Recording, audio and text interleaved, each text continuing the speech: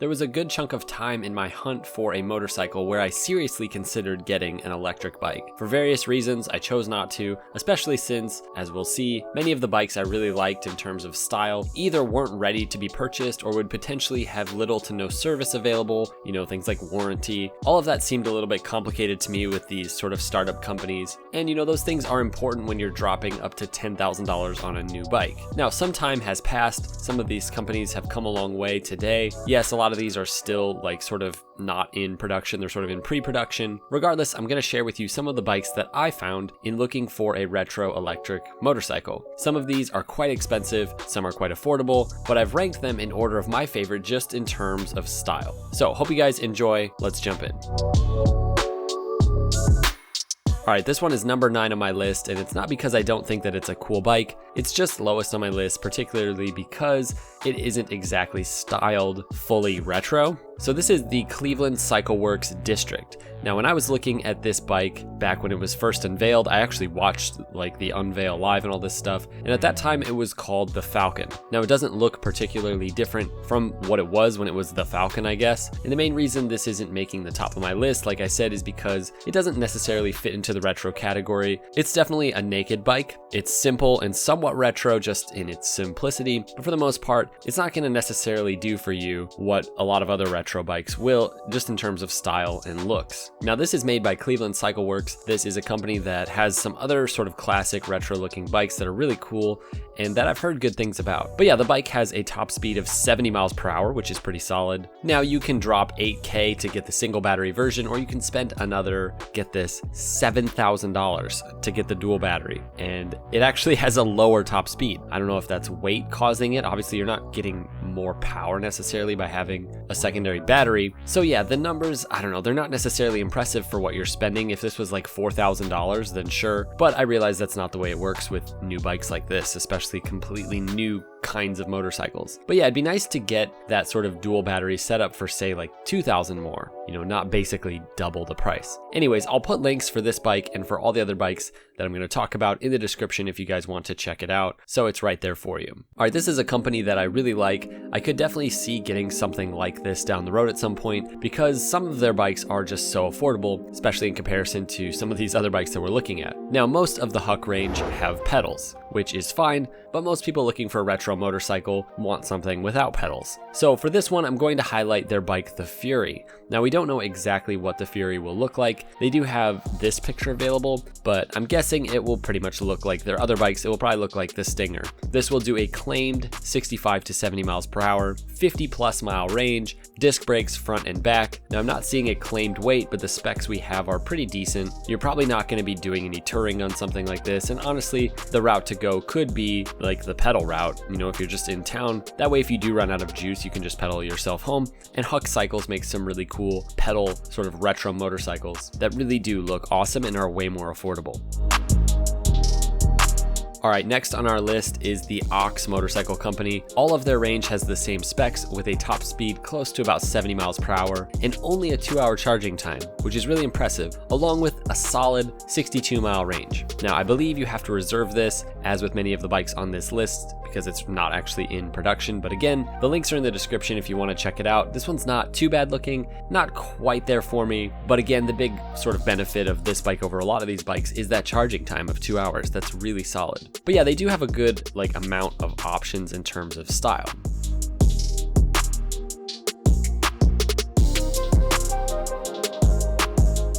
All right, number 6 on our list, and I have to say, this is one of my favorites. This is the Tremel Zimner. This thing is sweet. It looks like something out of the 1920s or 30s. And I think that's pretty cool because there's not a lot of motorcycles available, gas powered or electric, that look like bikes from the 20s. I mean, you've got the Janus motorcycles. Those kind of look like motorcycles from, say, the 20s and 30s, but this really does. It doesn't have pedals also, which for me is pretty cool. So this has a claimed 1-hour charging time, which is really impressive, 75 kilometer range, so like 46 miles, 45 kph, so about 28 miles per hour because it's basically a moped, a pretty low powered moped. And yeah, I'm assuming you wouldn't need any sort of license to drive this thing, and it would be perfect for riding around town if you're just commuting a few miles to work. Price is going to be around 5,000 euros, so that's about 6,000 current US dollars, which isn't too bad. It's a bit pricey, honestly, but that's what you get with startups like this, and if you really love the project, you're sort of supporting it with that money. And you know, you can't get something like this at your local like moped shop or your e-bike shop. Like, this is a completely different and unique thing, so it's going to be a little more. Now, if I lived in town, there's a good chance I'd go for this one.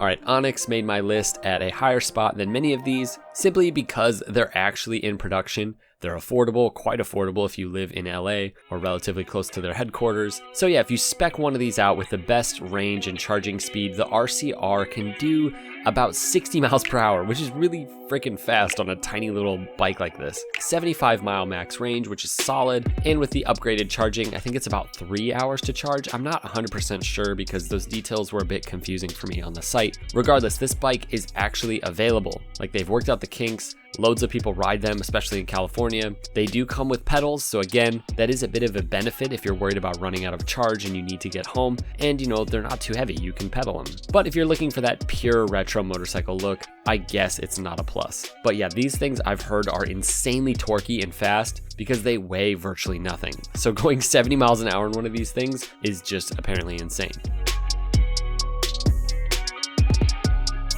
All right, Ising is next on our list, and this is a Dutch company making this amazing electric moped, motorbike, motorcycle, whatever. And yeah, it's super dope. Also very retro in style. It kind of reminds me of the Sunbeam I'm actually restoring. Yeah, it just looks like those old British bikes from the 30s and 40s that have super huge headlights. 4-hour charge time, up to an 80-kilometer range, and up to 28 miles per hour. I love these ones where the battery is housed in what looks like a gas tank.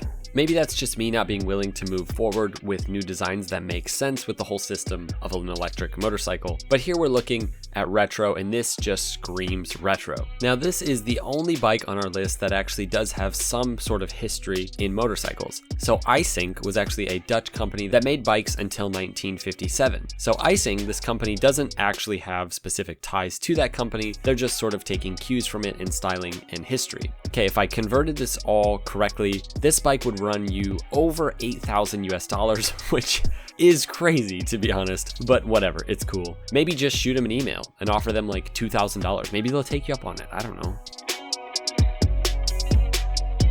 All right, now we're getting into some of the most exciting electric motorcycles that I have ever seen. Now, this one is set to release in 2022. We have the Switch E Scrambler, which is put back a bit, if I remember right, from the last time I looked. Like, I thought they were going to put it out in 2020 even, or 2021. Anyways, the E Scrambler is apparently the first electric scrambler motorcycle. So this is retro done right, in my opinion. This thing is beautiful and it reps some pretty stellar numbers. Up to 100 miles an hour top speed, 70 horsepower, 5-hour charging, over a 90-mile range, Bosch ABS, self-driving. Basically, this thing is going to be high-end. So if you're looking for a proper electric motorcycle that looks retro and simple and just beautiful, you might want to hold out until next year and take a look at this one. There isn't really anything on the site about price, but they do claim in some articles that they're committed to not having it be overpriced for the market. So I would say personally that a bike like this could compare to something like, say, the Triumph Street Scrambler. So arguably this bike needs to be at least like less than 15,000 for it to make sense.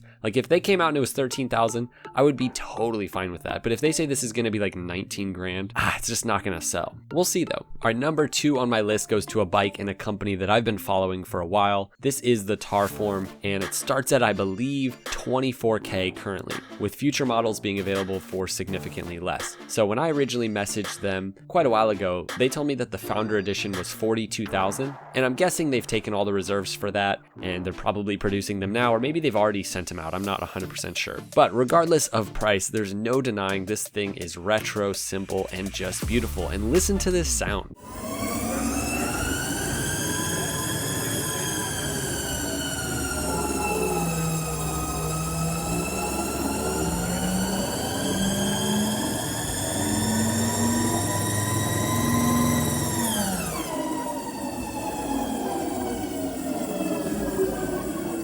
All right, guys, you saw this one in the thumbnail. This is probably my favorite retro styled electric motorcycle on the market. This is the Swedish motorcycle company Regent with their #1 model, or also the Scrambler, but I like the #1 more. This bike just looks like a motorcycle, and it's actually available right now, I believe. So yeah, it just takes them a bit of time to put it together, but yeah, it's all made handmade according to order. So 8-hour charging time, which is kind of long, 75 mile/hour top speed, which is pretty decent, pretty solid numbers, not the best, but not the worst. And it starts at $13,500. I'll be honest, with those specs, I would say this is a bit pricey, but sometimes that's what you get when you trade style for performance. And unlike many of these bikes, the performance is respectable. Again, you could go drop $13,500 on a decked out Bonneville T120.